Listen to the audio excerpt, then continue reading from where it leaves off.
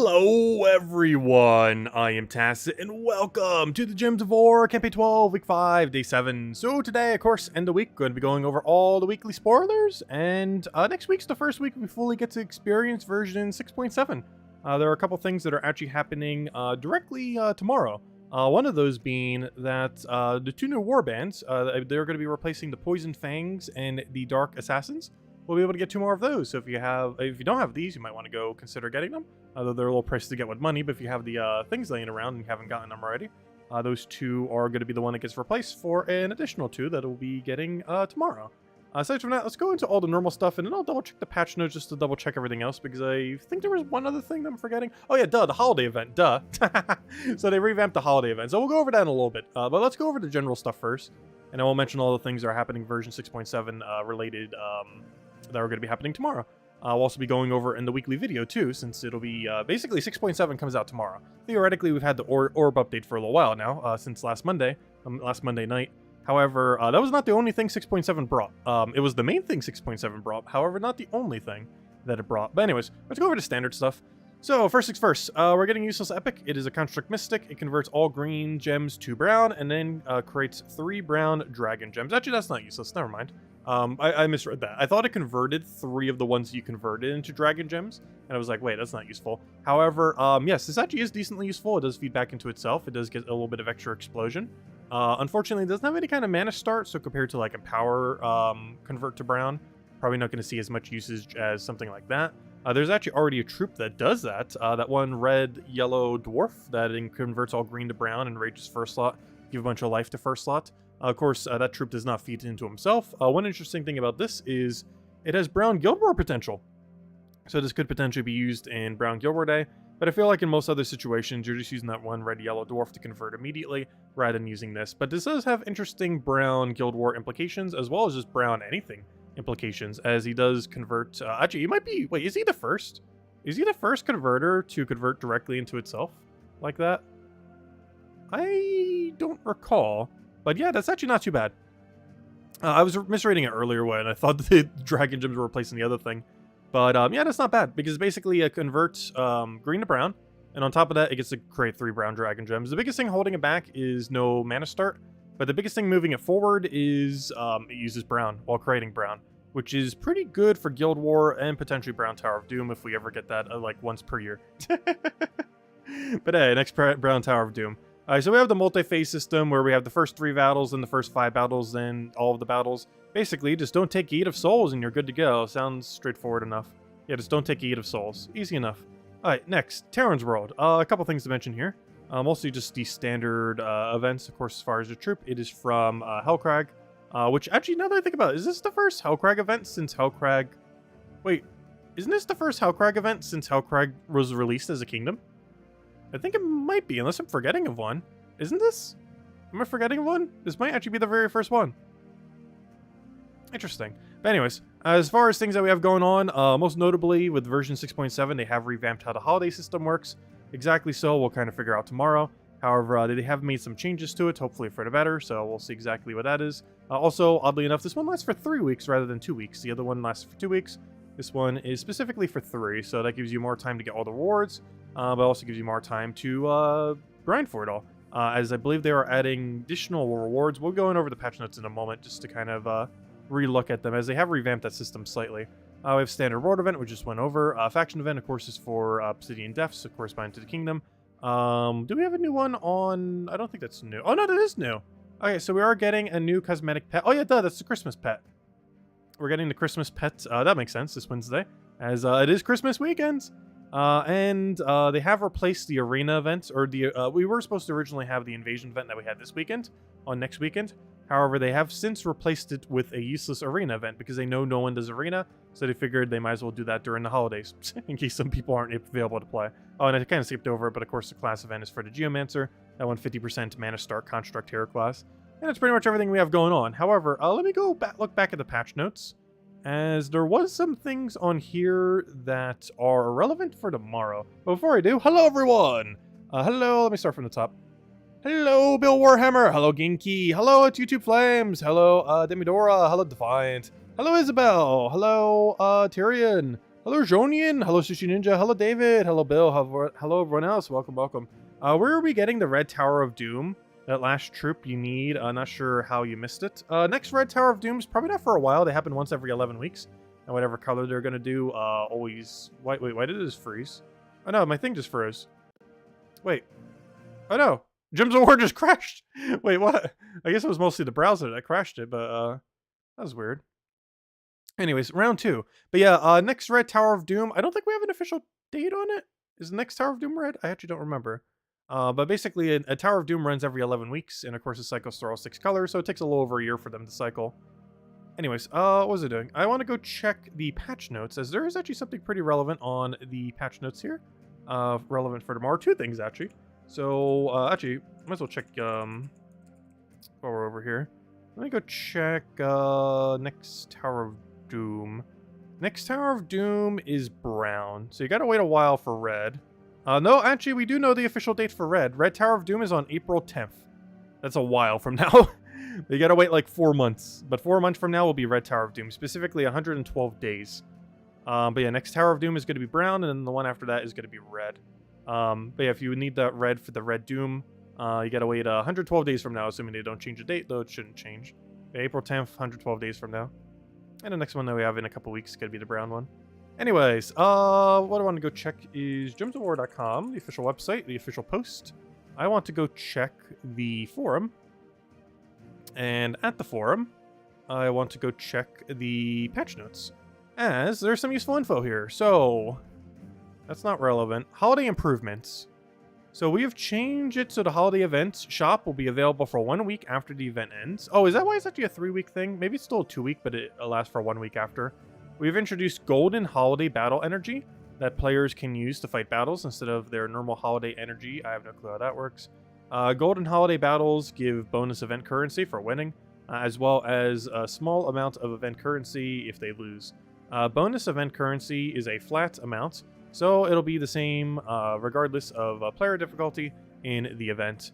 If players have any remaining Golden Holiday Battles when the event ends, it'll be able to exchange it in the event shop for gem keys or event currency. Players can purchase Golden Holiday Battle Energy from the battle menu, which assumably costs gems and or money. Players will get bonus rewards after purchasing Gold Holiday Battles 3 or 5 times. This only happens once per event, once at 3 purchases and once again at 5 purchases. We have added new things to the event shop that will appear when the event shop once the previous other offers have been purchased. So a golden pet, the offer will appear after all the stock for the pet offer has been purchased. So if you go for full completionist, you might want to pick that up. We're definitely got to make sure we do that. The white pet food offer, once all that has been taken out, this offer will appear... Wait, this will appear after the stock of the pet food has... Wait, we don't need that.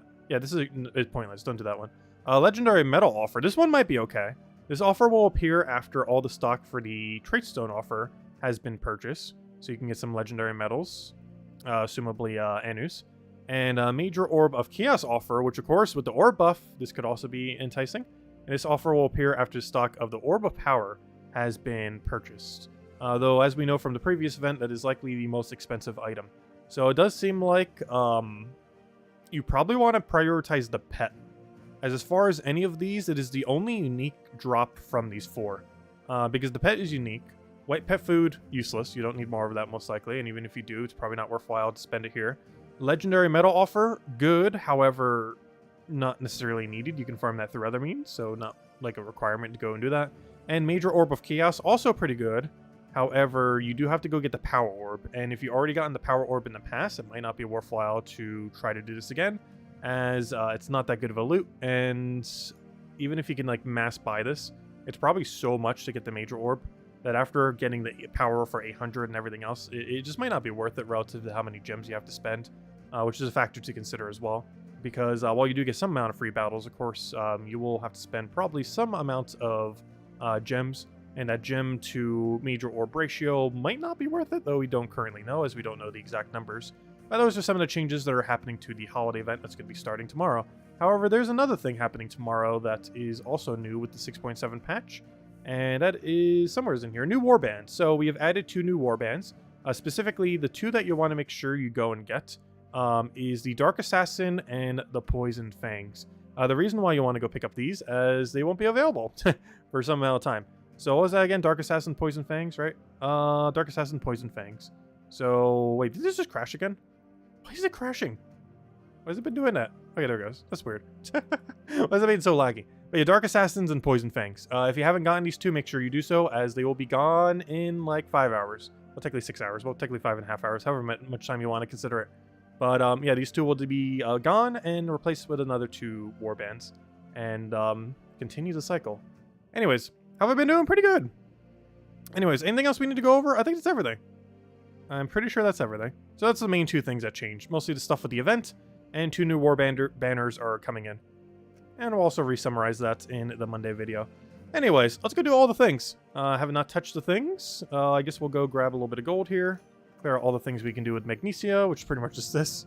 And then we'll go on to clear out our dungeons. And after that, check on all the weekly events, which I believe are already done, but still look at them. And then we'll go and open orbs for probably the rest of the stream, as we have been recently. And we actually opened 2,000 Vault keys in a single week as of yesterday. Between the 1,000 key opening we did last Saturday, combined with all that we've been opening the last week, we have done 2,000 in a single week. Probably the only week we will ever do that many, as I don't really foresee us doing such a thing again, though you never know. So, hello Clipbomb, hello Chris, hello David, hello Big Chris, hello hello Logic Slayer, hello Genki, hello Renus, welcome, welcome, welcome. Okay, let's go finish these up. And test our luck at Guess That Door. We got top 3 the other night. Again. I'm not sure how, but it's been we've been getting really lucky on it. Also, is the stream lagging to anyone? Why is it showing a warning thing like not receiving enough data? That's weird. I wasn't doing that earlier. We did it for like the whole stream earlier and it didn't say that a single time. Strange. Doesn't seem like we're losing any frames or anything. Weird. Like on YouTube's end, it says it's not getting enough data. On my stream end, it says it's looking fine. Anyways, I'll take the skull.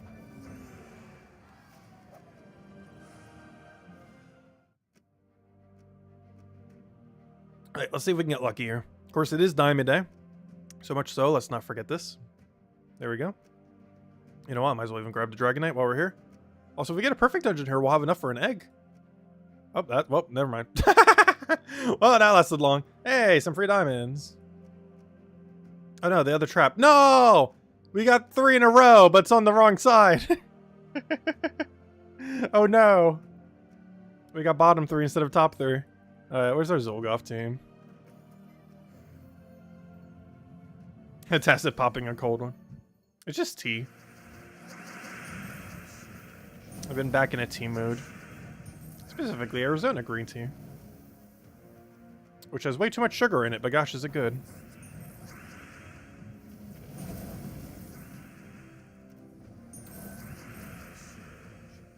Oh, I forgot. We have to deal with like 1.5 billion imperviouses, don't we? That's not ideal. Also, I would love if you could devour. Then again, it's impossible for you to devour in this situation. But, you'll still be getting unlucky when he actually could devour. This is an instance where he can't devour, so I guess that's fair that he's not devouring.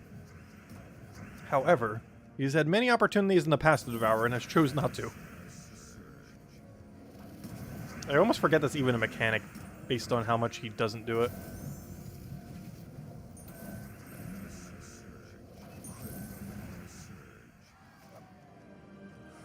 But in all fairness, against a battle for imperviouses, it is quite impossible for him to do so.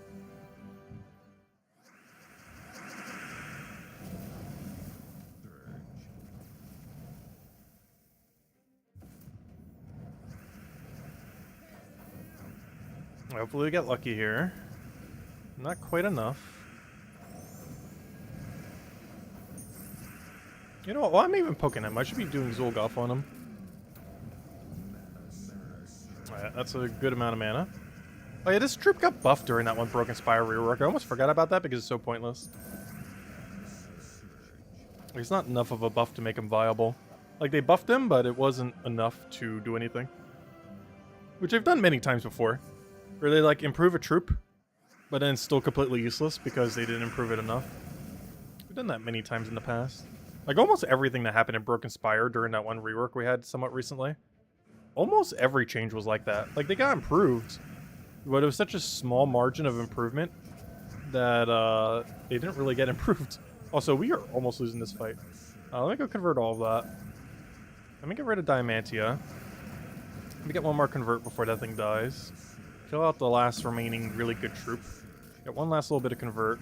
1 mana short, wonderful. Well, luckily the blues are just sitting there. And it should be a match. Almost match. Alright, now it's match. And overkill him with the Zolgoth. Alright, there we go. Unfortunately, no perfect. But we grabbed our extra bit of loot over there. And we got our Dragonite. Which is almost enough for a dragon, almost 2 more days. Unless we get a Dragonite gnome. I still haven't seen one yet, though, in all fairness. Since the patch, I've pretty much been grinding nowheres that can give it to us. Like, aside from Adventure Board, we haven't been doing any battles that even has a chance of giving us a gnome. Anyways, are there any weekly we have not finished? Or the guild has not finished, I should say. No, we did contribute. Nope, we're all done. A butt of every joke. Oh no. Oh, we got a useless orb. Hey, we got a title thingy. And where are we? Dead last? Oh, never mind. That's our that's a leaderboard. Yeah, we are dead last. Since we haven't done our battles in... Oh, actually, just today is the only day we haven't done our battles. Anyways, okay, so we did that, we did that, we did that. I guess it's just orb grinding time now. Because we finished out the reward event. That's been done for a couple days now. Technically 4 days. We're basing it on how many sigils we have left. Invasions were finished last night by the guild or sometime during the day. And the only other thing then was that was actually all of it. Because that was the weekend event. So yeah, that's all we had going on. Perfect. And of course we got the Christmas event starting, 5 hours to 40 minutes. And the Christmas pet as well, coming in next week. Anyways, yeah, let's just do some orb opening then.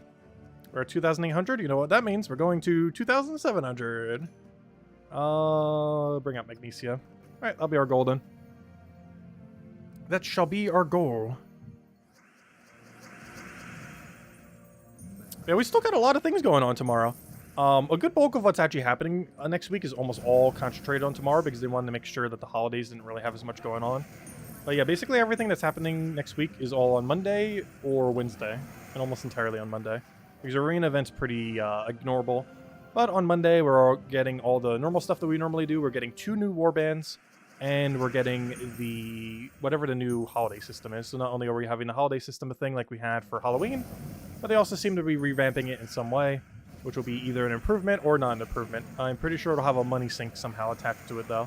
Because these new golden sigil things, or whatever they're called, it definitely seems like that's going to be money locked. There is a small chance it's going to be gem locked, but given that the already existing system is gem locked, I assume the other one is money locked. How much so? I'd probably guess like, what, 25 bucks maybe? I'm not sure. Some amount of money that's probably too much money. But, oh no, we don't know until it happens. It definitely sounds like something that's money locked. But you'll still be able to earn most, if not all, the rewards for free. Or, you know, with some small investment with gems. The last event was like, what, less than 1,000 gems in order to get absolutely everything, including a new armor, a new max pet, and a few other goodies. And I assume this one's going to be somewhat similar. Where, yes, if you want to, like, mass farm orbs or something similar, you might want to put a little bit of money in there. But if you're just going for all the basic rewards, there isn't much you have to target. All you really have to go for is the pet and then the golden pet. How exactly you get the golden pet after the pet, I assume it's just some amount of the standard battles. So you don't need, like, the golden sigil thingies. You just do it with the standard ones, even though it's called a golden pet. I assume it's just a gold version of whatever the pet is released. I'm not sure. Like a shiny version of it. But we'll find out tomorrow what exactly that all entails. I wonder if anyone's going to mass buy it initially. Because now that I think about it, I might not exactly know how the pet works exactly. Due to the fact that we're not going to have enough progress on day 1 to get it. You'd have to probably spend a lot of gems on day 1 to actually end up getting it. And of course we're just going to be doing it slowly throughout the event. Also, I'm not sure if it's actually a 2-week long event or a 3-week long event. Terran's World says it's 3 weeks long. But now that I think about it, the patch notes say that they're adding an additional week so that people can claim the loot. So it is a possibility it's still a 2-week long event, but the 3rd week is just you still being able to claim your loot, just not able to do the event any further. So there is a chance it is still a 2-week long event in that sense. That we actually don't know for sure, though we'll find out tomorrow. Because we can tell based on the duration of the event. But I assume it's still a 2-week period where the 3rd week is simply you being able to still use your currency if you want to. Because how it was before, if you didn't use your currency, it was just gone forever. Now that's still the case, but you have one whole additional week to spend that currency. Just so it's not gone all the way at the end. So no longer on that 2nd week Sunday do you have to like spend it all on that day, and then if you don't and you forget about it, you just don't get anything. Now you have a whole week leeway. So if you forget about it, you still have plenty of time to use the currency that you get from it. Because once the event ends, any currency earned through the event will be gone. It does seem like they might have some smaller things to dump it into as well now. Does this event work the same as the Halloween? Kind of. It's very similar, but they added some kind of new system, probably so they can make money off of it.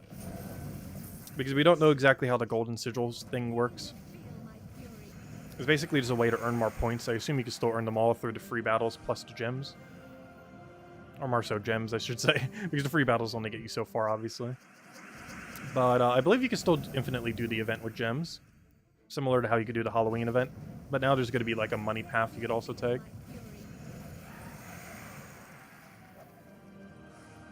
As well as more rewards overall. Hey, our first new orb, speaking of which. Where's my number? It is buried in a billion menus. There it is. 43. It's from the Pokemon thing we did earlier. Is all my interface messed up. Like on your guys' end, it probably looks the same. On my end, kind of. Somewhat looks the same, but more disoriented than it was before.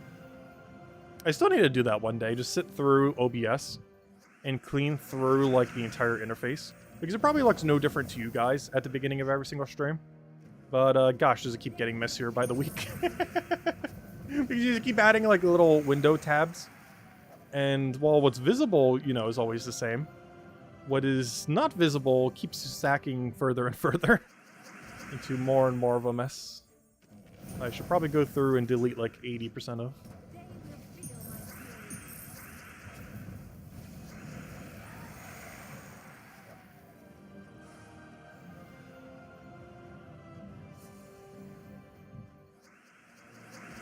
But yeah, all the specific details we should know by tomorrow, Monday video. When we cover the weekly video, it'll briefly be going over all the 6.7 changes. Because a lot of what's happening in 6.7, even though the biggest aspect of it, of course, the orbs, have already happened, and we covered 2 videos on it recently. If you guys haven't already seen, we did one going over all the orbs in the game, what they do. And most recently, earlier today, we covered the best things, or specifically top 10 mythics, to end up upgrading with those orbs. However, while that was a major part of the patch, a lot of the patch actually still hasn't happened yet. Tomorrow we're getting the 2 other main features that was in the patch, one of which being the new warbands, and the other one being the rework to the holiday system that I'll be applying to every following holiday now, with the next one being, of course, tomorrow, in like 5 hours or so. Because while I did mention when we're going over it before, you know, that the orbs was pretty much the main thing that happened in 6.7, there was a few other things, with most of those few other things occurring tomorrow. Which is one of the main reasons I didn't really go over them too much other than when we read the patch notes on stream, as they weren't really applicable until tomorrow. So we'll go over them in the Monday video when we mention everything else that we normally cover in a Monday video. All the teams, all the events going on throughout the week, of which there are not many. Pretty much after this Wednesday, Gems of War is done for the week. That's mostly to make sure that people can enjoy the holidays, as it is Christmas weekends. It's one of the reasons why they switch Invasions and Arena event. We were originally supposed to have Arena event this weekend, and Invasion next weekend, but they switched it because they know how pointless Arena is. So they figure people won't do it, so it'll be a perfect time to do during the holidays, when people might not have as much time to play. Though we still aren't sure if we're getting a Secret Vault event anytime soon. I kind of hope they will, not this week, but the following week, but I don't think we currently know. I don't think Terran's Road had info on that, as much as I wish they did. But yeah, I don't think we have info on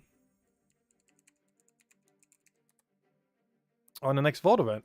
Because the one that was originally going to be on the 13th doesn't exist anymore. And if we check up here, Yeah, there's no signs of old events, so... Oh, we do have a sign of a journey event coming, though. Remember those things that used to exist? The fourth one is coming in January. It's existed for a year and has only had 3 events total. Those are actually really relevant, too. Journey events, oddly enough, are one of the best ways to get deeds in the game. If they actually happen at a slightly more frequent frequency than what they do now. Because you honestly get a lot of deeds from it. Deed books, Imperial deeds, just smaller color deeds thingies. And almost for free as well. Not literally for free, but you know. As a guild, you don't have to contribute too much into it to be able to do so. Also, a lot of people might be maxing out the troop. And in maxing out the troop, the new troop, you would end up... It depends how far you want to go. Because theoretically, you could just throw a major blue on it. Honestly, going to like tier 3 or whatever it is and throwing a major blue might honestly not be that bad of an idea. Now that's... if you're way later in the game. Like, not at the point... Like if you already own Zugoff in Enraged Karandera, and maybe even a second Zolgoff, like, you could throw a major blue just on that troop and be fine. And then again, it's an epic, isn't it? So you could just use 2 small blues. You don't even need a major blue. Yeah, you can still do it the cheap way. Because you really only need 1 copy of them. You don't really need much more than that. Unless there's a new weapon there too, but... have they done that in the past? I'm pretty sure it was just a new troop. Not sure if they're adding a new weapon too. But basically, you would just go all the way up to all the unique loot, and then simply just orb the rest. Because unless you're trying to go for the achievement related to journey events, there isn't really much of a need to buy beyond all the unique rewards. Because everything beyond that, just, you know, putting more gems into it if you just want to do it. Or if your guilding is a little bit more progress. Is there even a single meta team with Diamantia?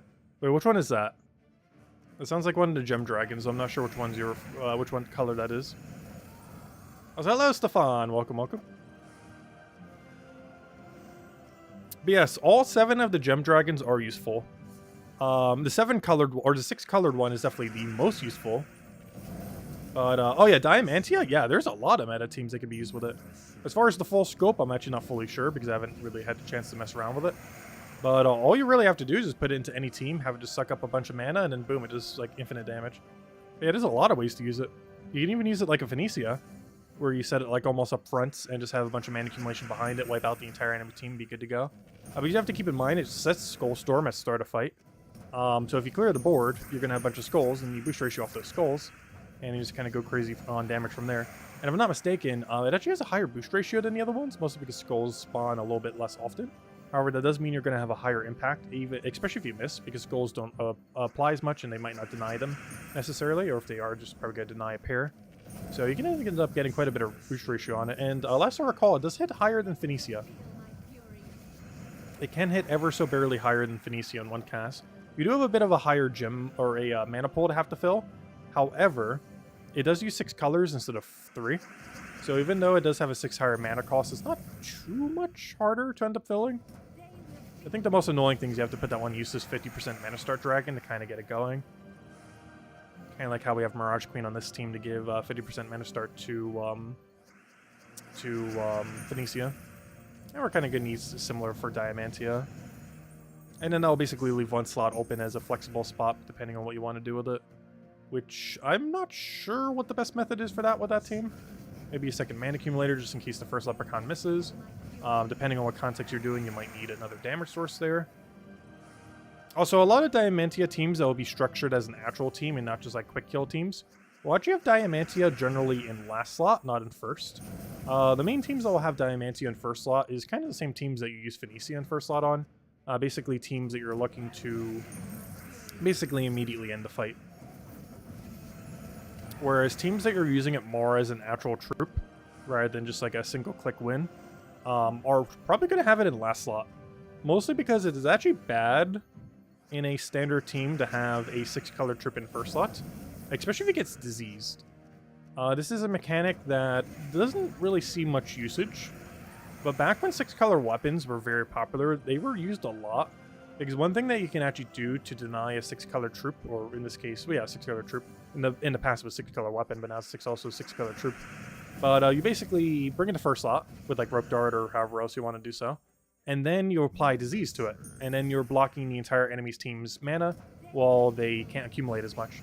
Because disease, you gain 50% of the mana for whatever color you're mana accumulating, assuming that that color is diseased or, is going into a diseased mana pool. And since all 6 of them would be diseased, if you move it all the way to first, you'll basically be making it so the entire enemy team is gaining half mana for that duration, which is a really easy way to kind of kill out teams. However, when you're actually like battling, you generally won't need to worry about that mechanic, and you're already going to know preemptively before going into a fight if you're going to have to deal with that or not. So you can kind of structure your team, and it just isn't going to be that big of a deal. Like, Diamantia is basically going to go and get a lot of excess mana and just do a lot of damage based on that excess mana. If it's going to be the best way to do so, currently it kind of is just by default because there's no other troop that is 6-colored. However, if we ever get another 6-colored troop, we'll kind of see exactly how that will pan out and how good Diamantia is. Because you have to keep in mind, it is competing with 0 other troops. It is competing with 2 other weapons, but in all fairness, it is better than both those 2 other weapons. So out of any 6-color option, it is essentially the strongest 6-color option in the entire game, which in itself is very strong. Now, this could change over time as we get more 6-color options, assuming we will at some point. But given that the point of comparison is it is the strongest and pretty much only option, it's definitely pretty strong. Unfortunately, I don't have it yet. So I cannot show such things. We'll have it sometime early next year.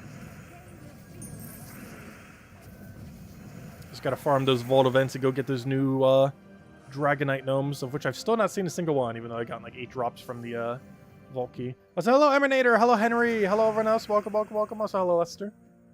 Hope all has been well. Hope everyone's been enjoying the weekend. 1 week until, I almost said Halloween. 1 week until Christmas.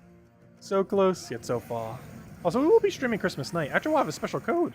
Around this time on Christmas night, we will have a special code with an elf on a shelf. Or I should say a shelf on an elf. I wonder if 2 Diamantias will quick kill Explore 12. Yes, double Diamantia has potential to be really good. Potentially even better than double Zulgoth, oddly enough.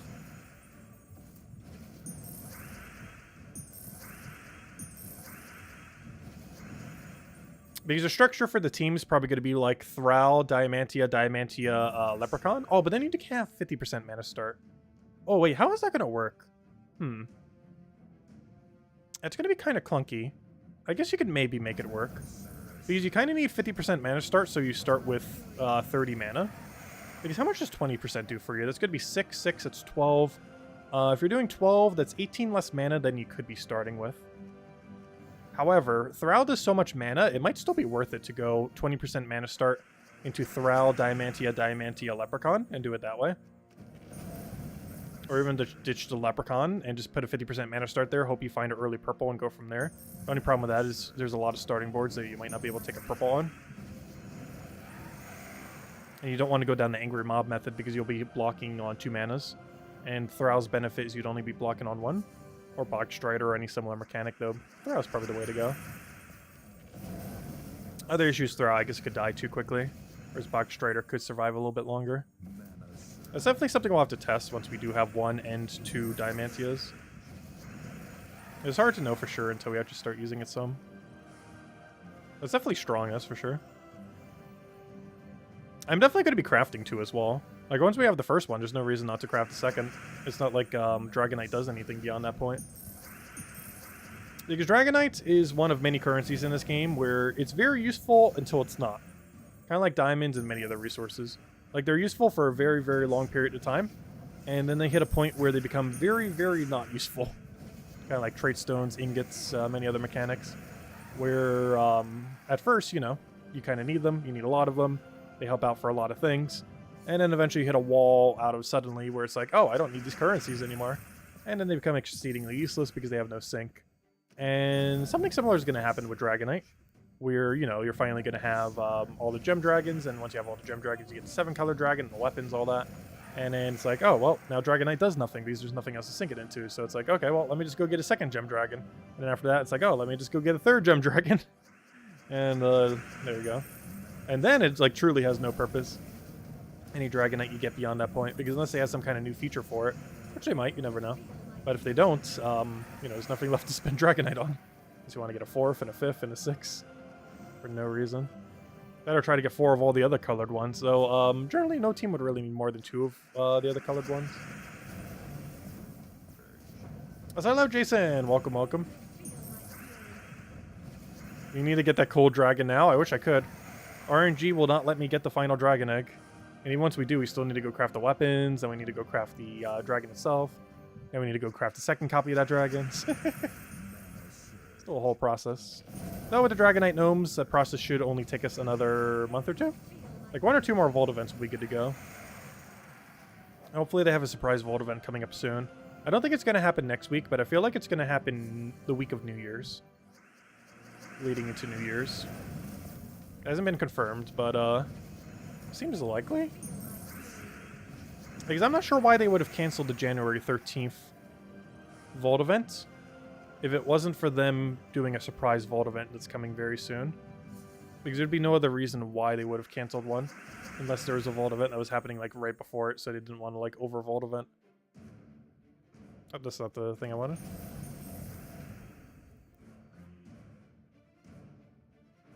I'll take the red.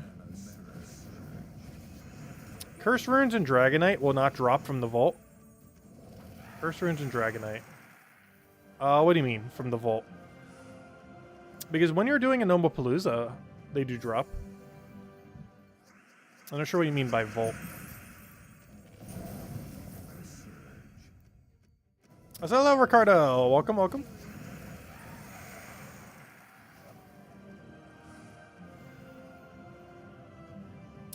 Yes, both of those 2 loots are not in it. You can find the gnome itself, like the card that it resides on, but you can't find the actual gnomes. The only gnomes that appear there are standard gnomes and Cedric. And if you're doing Epic Vault Key, you can also find a Curse Rune gnome every single time.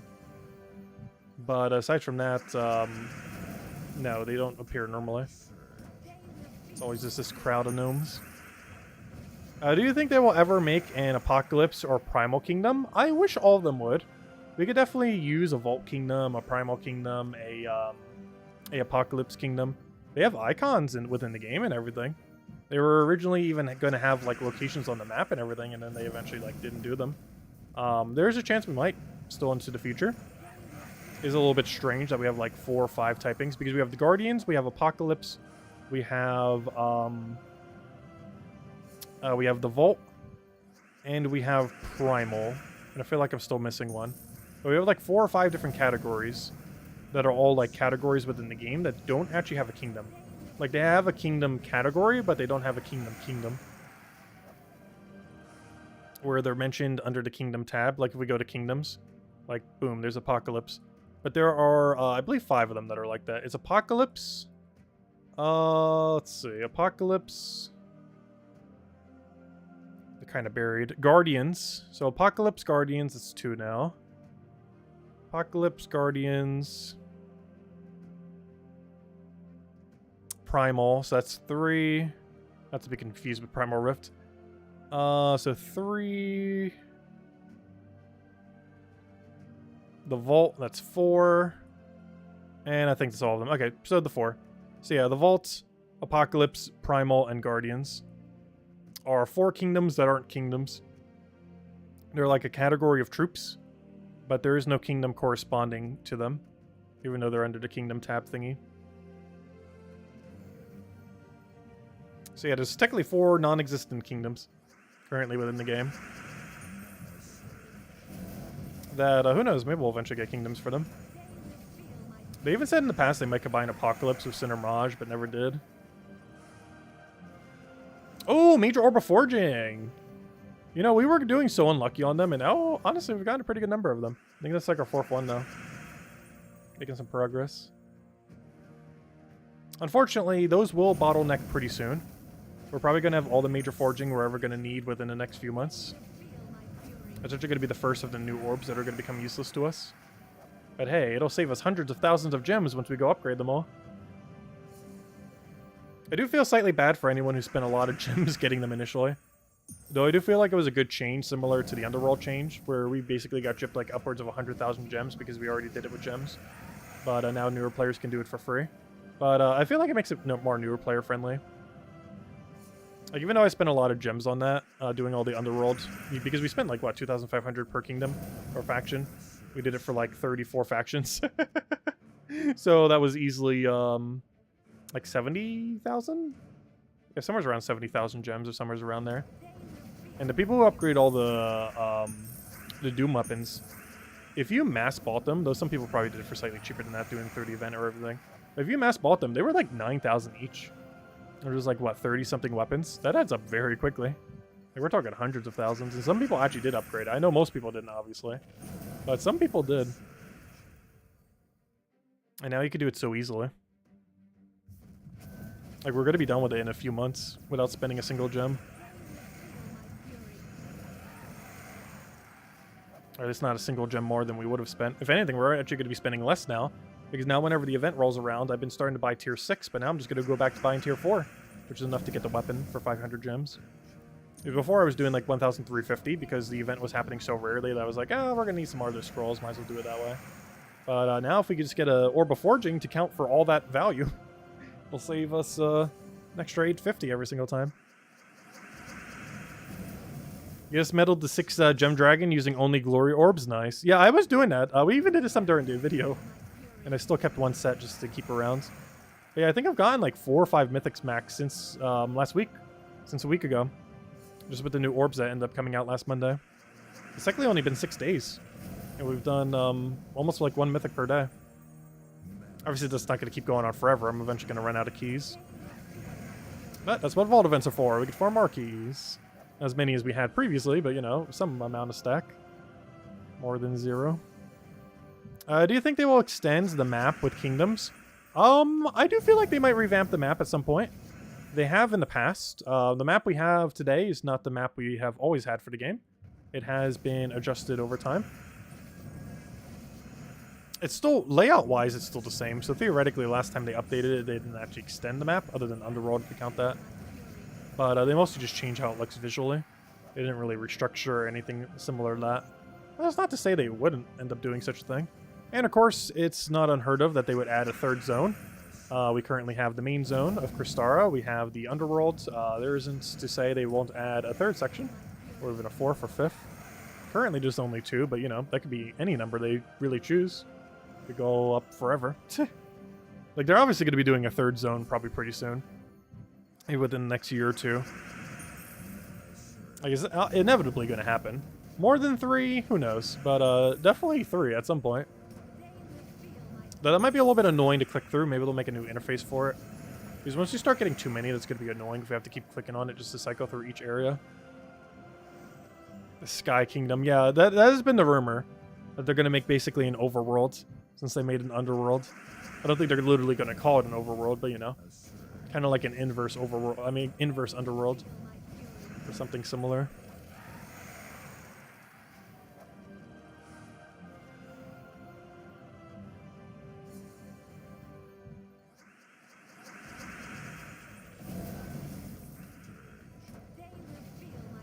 Also, we already got confirmation that early next year we're getting a new kingdom.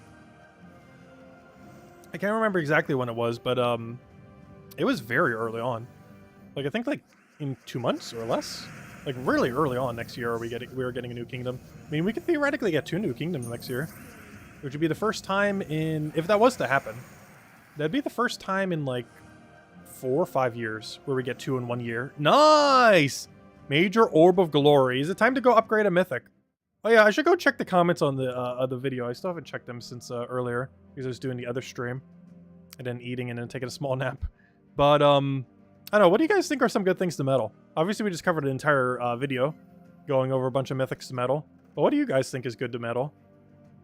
Honestly, I kind of convinced myself while doing the video to do Ubistet. I kind of want to start using Ubistet again. I think we might do Ubistet. We got enough. We can easily do it. But I'm very considering Ubistet. It's used very rarely. But one of the reasons it's used very rarely because it got nerfed into the ground. And this somewhat undoes his nerf. It doesn't completely undo his nerf. He used to be... he used to have a 4-to-1 boost ratio. And I believe he had slightly more damage or something, or maybe lower mana cost. I can't remember what the other change was. But I know for sure he used to have a 4-to-1 boost ratio instead of a 6-to-1. which substantially reduced how much damage you can end up doing. Aquaticus is high on your list. I personally don't feel like I use Aquaticus much.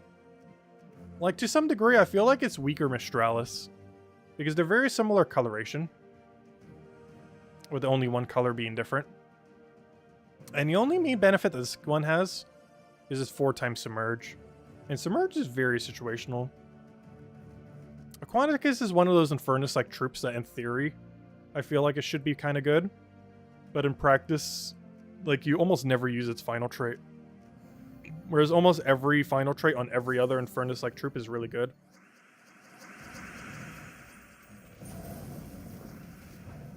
And Mistralis, I personally feel like, is the strongest in that category due to auto extra turn. You recently medaled Pan. Interesting. Isn't that the one that does the shuffling thing with the high damage? He does hit pretty hard, and he can multi-tap the same unit if there's only one left or two left. So he doesn't waste any of his damage, which is one nice thing about Mistralis too. Like, if there's only one or two targets left, particularly two, it actually does like a really substantial amount of damage. He's going to focus on both of them and still do the 50% adjacents back to each other. Yeah, the Tower Mythic is worth upgrading for the same reason that Enraged Carandera is worth upgrading. They're both troops with that really weird immunity trait. The only other ones that have that are the 6 Dooms. The 6 Dooms are all common, so they're really easy to upgrade. Whereas Enraged Carandera and Tower are both considered Doom troops or Mythic troops, basically. So they have a much higher cost to upgrade, which means you'd have to use the new Orbs for them. I personally don't feel like I use that team. And if I was, it would be defensively. Which is the main reason I didn't go for the upgrade, though I did mention it in the video, particularly to Enraged Carandera. But Enraged Carandera and Tower are normally used together for their final trait.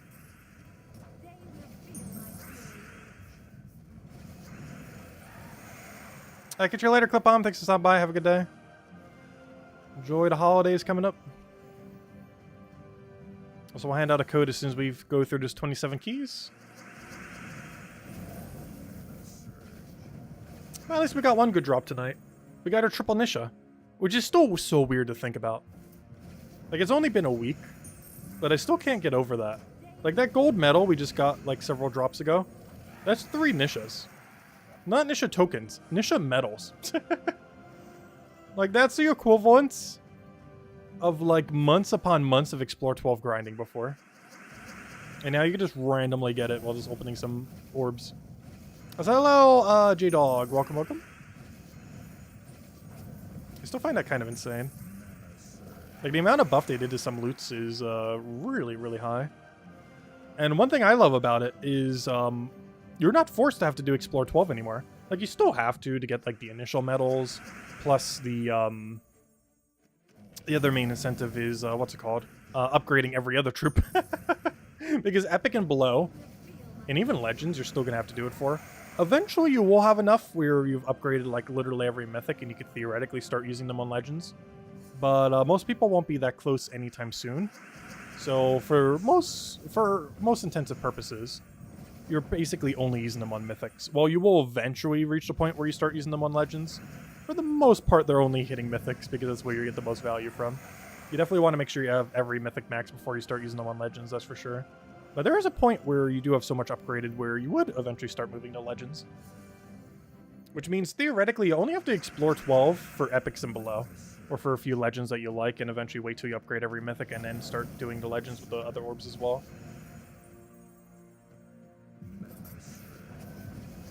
Yeah, Phoenicia is definitely really high priority. It's one of the main reasons I mentioned her first on the list. I didn't really do it necessarily in like exact priority order. It really comes down to what someone might want. However, Phoenicia, Diamantia, if you ever end up getting it, and Scourge of Honor are definitely pretty high up there. Though you don't necessarily need both Phoenicia and Scourge of Honor. They both serve a pretty similar role. There are a few situations where you use one but not the other. Which is why I ended up upgrading Scourge of Honor the other day. Even though Phoenicia I feel is better in like 90% of situations, there are a few where Scourge of Honor is better than Phoenicia. So if it was one or the other, I'd definitely say Phoenicia is just better overall.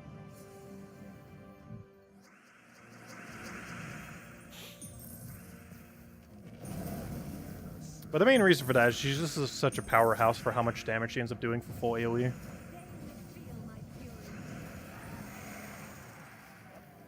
And there are very few troops in the game that have a comparable amount of damage.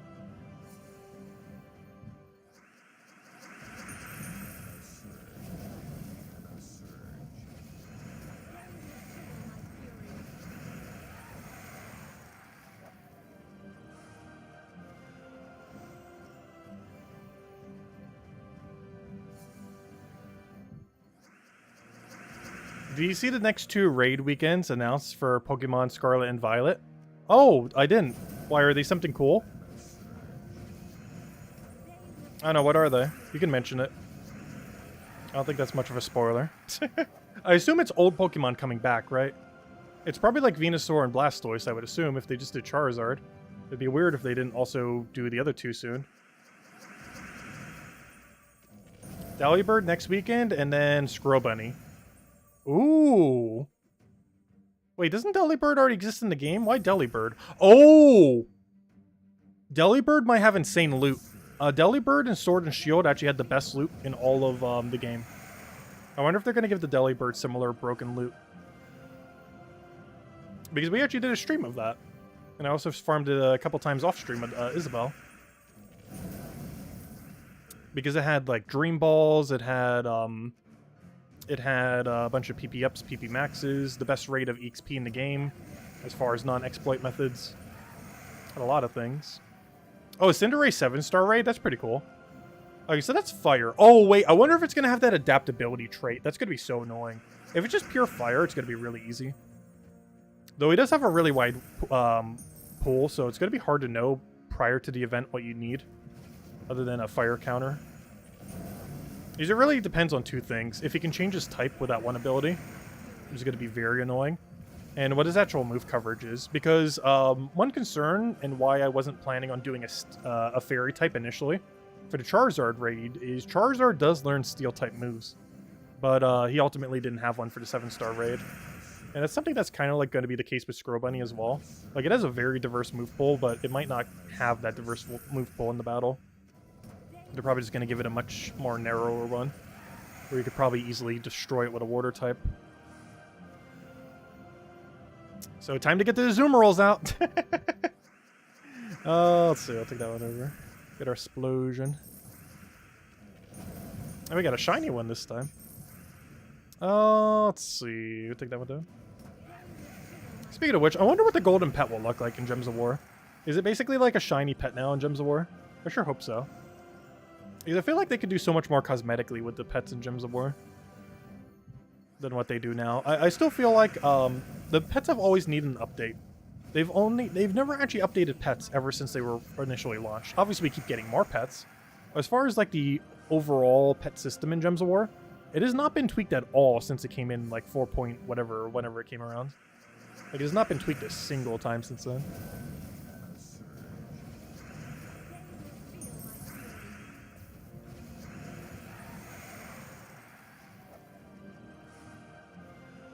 Alright, 10 more keys, and we'll go hand out a code, and then we'll go and maybe do an Explore 12 run, since we haven't been lately.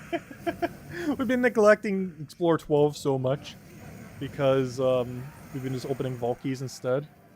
But eventually we will run out of Vault keys. Hey, Lesser Orb. Love to see it. Great option. But yeah, that's basically just a Nisha medal. I still can't get over that. Just thinking that that's basically a whole Nisha medal. 9 Nisha tokens. Like, we'd go on week-long streams and be lucky to get a single Nisha at the end of the week. Now we just randomly get one from a 5% orb. What team would be best for Explore 12? Generally Zolgoth-based builds. The way that most Explore 12 teams are built these days is Slayer and First Slot to destroy everything with triple damage burning, while also getting Enrage, followed by 2 mana accumulators and Zolgoth. And what those mana accumulators are pretty flexible. Some people go Centurion, you can go Thrall, Leprechaun, Box Striders, quite a lengthy list of options. But the main premise is a triple damage burning hero class, ideally Slayer because of the Enrage mechanic that it has with triple damage burning, combined with Zolgoth. There are other ways to do it, though it is one of the most consistent ways in the entire game.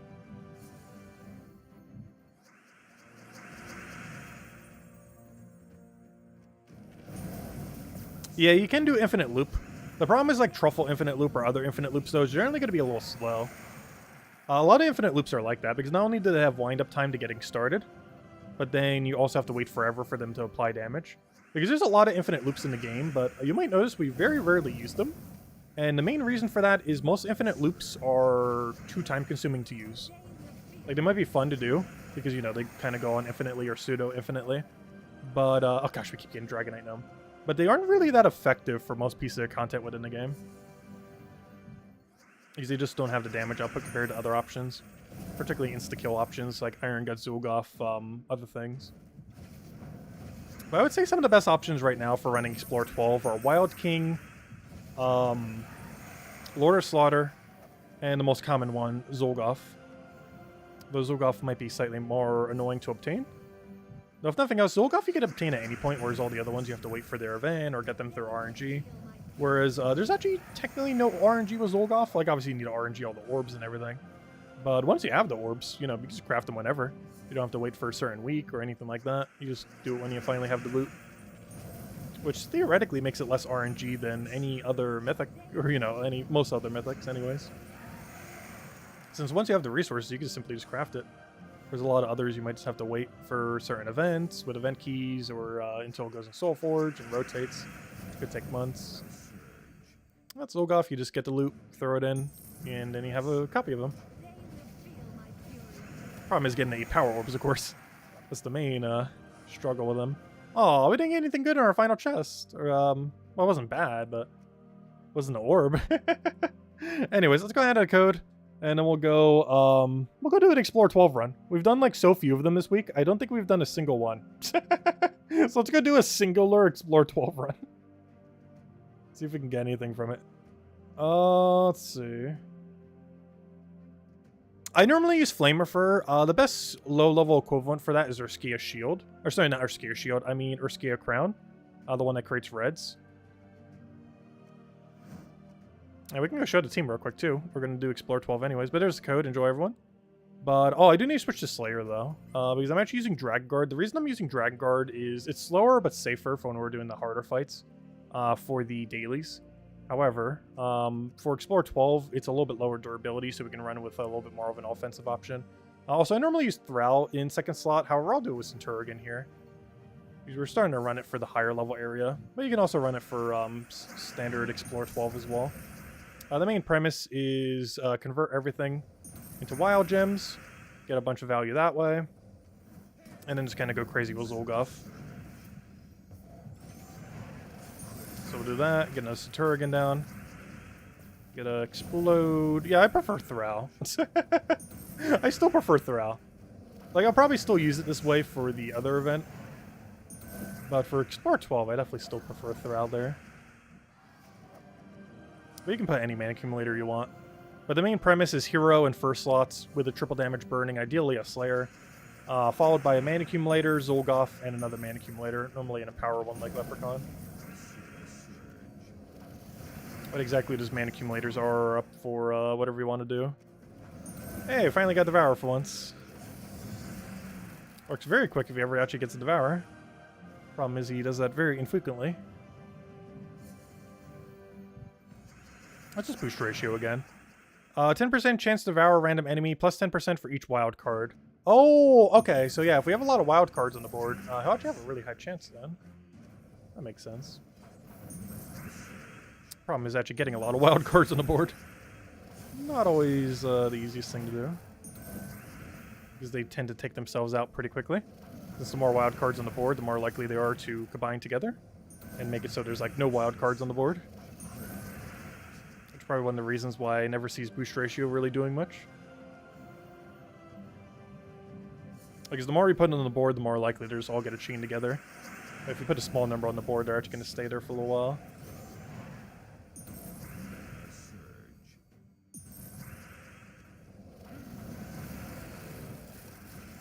Hey, actually Devourer, there you go.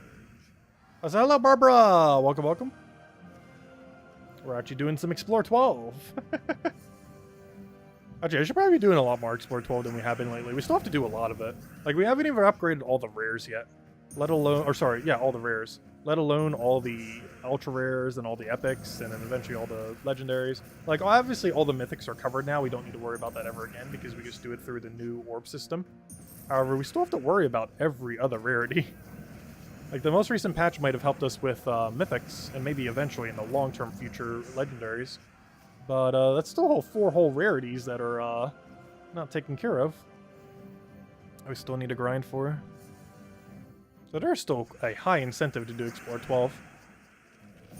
Just not so much for mythics anymore. Whereas the primary means of upgrading mythics now is from orbs. And pretty much entirely from orbs based on the Nisha drop rate.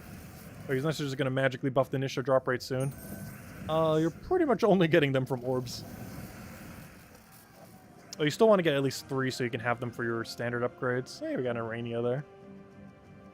What's going to be funny now is now when we see a Nisha and a drop, we have to keep in mind a Nisha token is 1/9 of the lesser Orb of Glory. Which is kind of insane. Like, it's not a lesser Orb of Glory. It's not even like a third of a lesser Orb of Glory. It is 1/9 of a lesser Orb of Glory.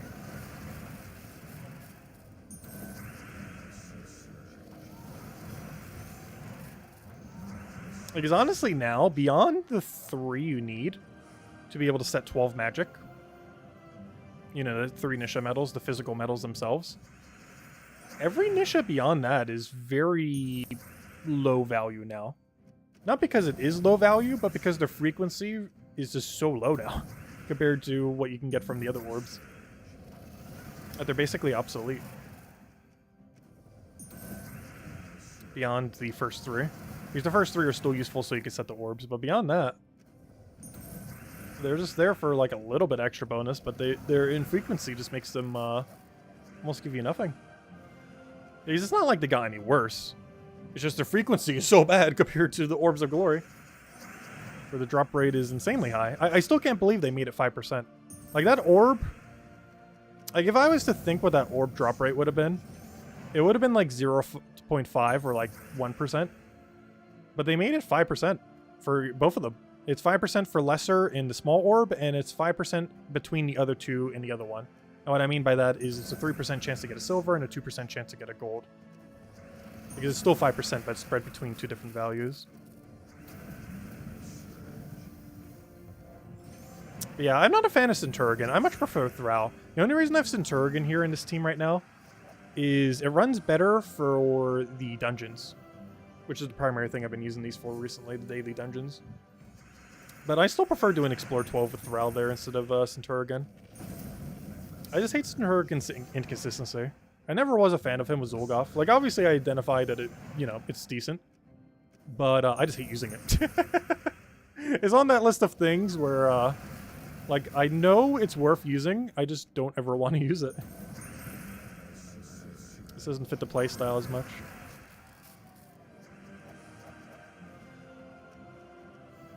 Is there any reason at all to use metals besides, besides what? I'm not sure what you mean by that. Or the last word of what you said there. Because all metals are still useful.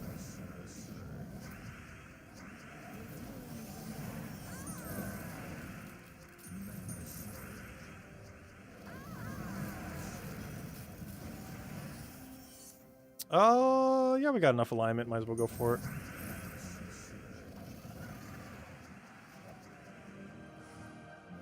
Alright, I'll make this the final chest. See if we get anything good. Oh, show us a Mimic. Go make it so we bring up the Mimic counter. To go with the Orb counter. Oh, so are we just gonna have like an endless Orb counter going now? Kind of like how we did with, how we ended up doing it with the Mimics, where we've kept track of every Mimic we ever found. Because I think we're slowly starting to keep track of every new orb we've ever found. That wasn't the intention. But so far it's been going in that direction. Ah, no Mimic. Nothing of value there. Unfortunate. What's in our mail? Oh yeah, this is the redeem code from earlier. Same loot as always. The 1 week from today, on Christmas night, on the 25th, literally a week from today, we'll have the special holiday code with the Shelf on an Elf. The Mythic tier medals, when put together, guarantee success. Is it worth taking the risk? Oh no, I would never, ever, ever take the risk on upgrades. Unless you're doing it from a multi-rarity shift. For example, I have upgraded every common in the game. So theoretically, if I have also upgraded all the rares, which I haven't yet, and I was to then do an ultra rare, unless I wanted to go upgrade them, the only way I could use a guard medal at that point would be if I did the gambling thing where we took like the % chance to take them. However, you would have to have the 2 rarities below it done. So for me to justify using guards on an ultra rare, I would have to have all commons upgraded, which we do, as well as all rares upgraded, because then I will no longer have a way to 100%. Because one thing that you can do, of course, is on a rare, you can go and do the first level, specifically the first, with 3 of the previous level. So there's still a way to 100% our guards, as long as we still have rares that aren't upgraded. But once we finally have every common and every rare upgraded, we will eventually reach a point where we are forced to have to, if we want to use them, either upgrade them through the Soul Forge, which isn't as worth it, or gamble them with souls, which could be considered semi-worth it. For the most part, I would always go for 100%. You will eventually reach a point where you might have to start doing the percent thingies, but it would take a while before you have to get there. Just go for all the 100% consistencies. It tends to be the best way to go. I never bother gambling them because, you know, you could easily lose. I'd rather just take the 100% and just not have to deal with it. Which is one nice thing about the new mechanic. The new Orbs of Glory, when you upgrade mythics with them, you don't have to worry about any RNG. This is 100% bronze, 100% silver, and 100% gold. So that's another great things about these. You don't even need to worry about them ever failing. And for the most part, you never need to worry about normal medals failing either. You just have to do the correct rarities when you're upgrading stuff. But anyways, guys, I'll wrap it up for now. We will be back tomorrow night, same time as always, 8 p.m. Eastern Standard Time, 1 hour prior to now tomorrow. I'm also going to be doing all the Chapter 6 tasks. We're also going to be going over the new holiday event and messing around with that. Probably not doing it for too long, because if it's anything like it was before, I'll probably do it for like 10-15 minutes and be done with it already. But, you know, as far as how many we could do on that given day. Plus, I might do some prior to then to show it for the video, as I will be going and covering the video as we do every Monday. But in that video, we'll be going over some things with 6.7 as far as the new warbands, as well as changes that they made to the holiday event. Some of which we won't really know fully until tomorrow. So we'll have to wait and see. But we do have to start the holiday event starting in, what, like 5 hours from now? Technically 4 hours, some amount of minutes. But yeah, that's right around the corner. And we'll have that to mess around with. Anyways, guys, we'll have the video covering that very soon. Aside from that, so we covered the meddling video earlier this weekend. And within next week, hopefully before Christmas, though definitely before the end of the year, I hope to get a Mythic tier list video out, going over every single Mythic in the game, going into 2023, as far as, you know, where they are and the current state of Mythics. As we haven't done that video in, like, what, 2 years ago? So I do want to make an updated one very soon. And we'll have that up in the very near future. Anyways, guys, have a wonderful, wonderful week, wonderful holidays coming up, and I'll catch you guys soon. Bye, everyone. Thanks for watching.